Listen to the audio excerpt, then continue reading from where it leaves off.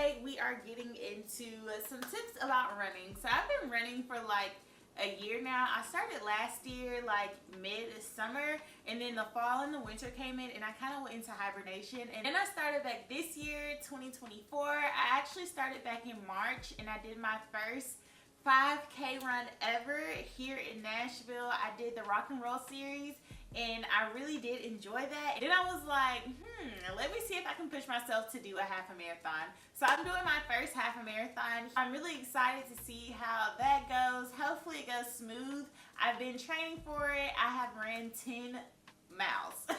I can't believe I've run 10 miles. And if y'all don't believe me, I have the proof. Hold on.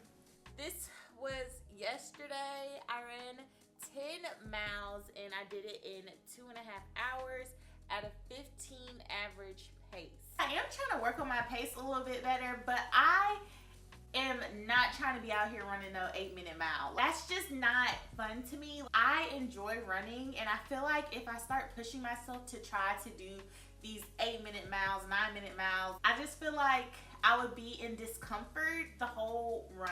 I don't really feel like I would enjoy it as much as I am now. My pace per mile, like, I really don't care. So I do consider myself to be a slow runner compared to a lot of people who are out here running, but I enjoy it. I love the scenery. I love being outside. Like, I just kind of take it all in while I'm running. So I don't really push myself on time or anything like that. I'm really running for distance, honestly. I could barely run a mile in March, but I was like, I gotta do this because I have to be able to run 3 miles in May. And that's when I did my first 5K. Some things that I started to do was, first of all, I learned how to regulate my breathing. When I first started out running, I ran so slow.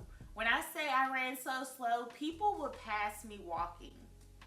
I was so focused on my breathing. I'm breathing in my nose, out my mouth. Once I learned how to do that, my runs became so much easier. I wasn't out of breath. I'm not running out of breath because I can regulate my breathing throughout the whole run. Me and my boyfriend, we went on a run. He was like, "Dang, why you not acting like you tired?" I was like, because I'm regulating my breathing. Like, I got this. Like, I'm so focused on being able to breathe, being comfortable while I'm running, and relax. So when you're running or starting off running for the first time, don't focus on time. Don't focus on how fast you're going. Literally focus on your breathing and your running. And once you're able and comfortable enough to breathe while you're running, then you can start, picking the pace, going further and doing that. That has really helped me get to 10 miles today, because now, even like if I'm running faster than what I was in March, now when I get tired, I just slow down. Instead of walking, I'll just slow down and start running a little bit slower and regulate my breathing, getting the oxygen through my body, and that honestly has been like the #1 key. So another thing that I like to do is listen to music that I don't usually listen to. I don't know if y'all ever ran and you're like, dang, like we still on this song, like we only halfway through the song. For me, I'm just like, okay, like something has to give, because my music isn't hitting like it is when I'm trying to get ready. Like, it's not the same. It is not the same. So I went on Apple and I found a running playlist, and that playlist has been like my #1 key into running, because all the songs are super upbeat.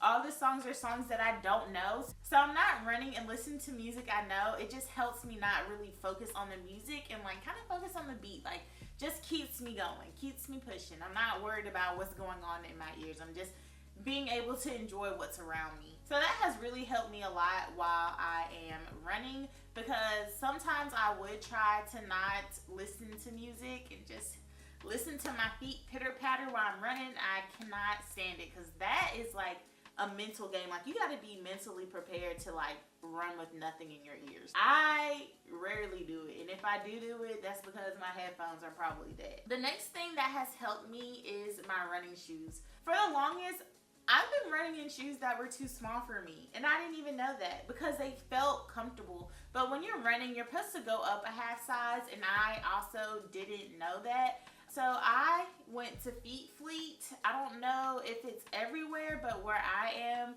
they do have a Feet Fleet, and they measure your foot, and I found out that my feet are 2 different sizes. But they measure your feet, they tell you like how high, low, or medium your arch is, and all of that definitely matters when it comes to running, because for a long time I was buying these tennis shoes with high arches because I thought I needed high arch support, and I didn't whatsoever. I have kind of low arches, and I recently just bought some arch support insoles to go on my tennis shoes, and those arches sometimes are a little bit too high for me. So I did find out that I have a low arch. I'm not completely flat-footed, but I do have a low arch. So now when I'm buying shoes, I make sure the shoes that I have a low arch in them, and I make sure that they're comfortable on my heels also, because when I run, I put a lot of pressure on my heels, which kind of travels up my calves. So go to Feet Fleet. They're going to tell you what's up when it comes down to your feet and running and all that stuff, because a lot of this stuff I didn't even know about until I went there, and they kind of directed me into the direction I needed to go. These are my beautiful tennis shoes. These are the Brooks Ghost Max. So I was just running in the regular Brook Ghost, but I needed more cushion. I needed more cushion on this heel, because when I be running, this is how I run, just like this. They be looking like some boats on my feet, but guess what? We be running 10 miles in them, so I don't care. They're comfortable, and then I got the Feet Fleet insoles. They sold me on it. I may or may not buy more in the future, but this is what they look like. These are not the original insoles that come in the tennis shoe, but the tennis shoe was comfortable without these insoles, but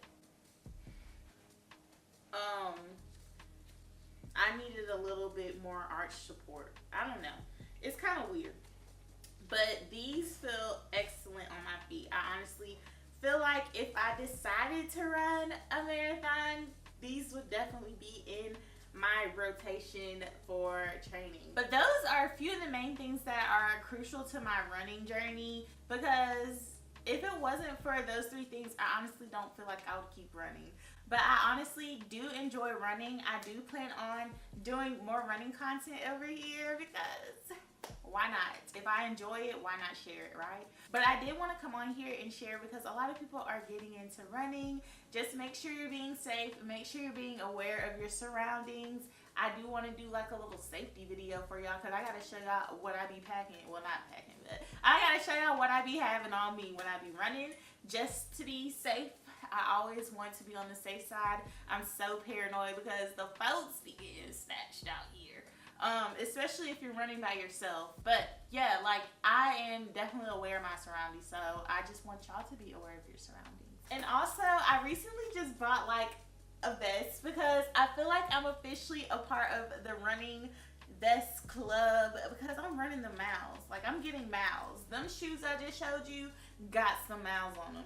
So I said, let me buy me a vest, because I be thirsty out there. I be parched, and I wanted to buy a vest to see how it felt. 10 out of 10.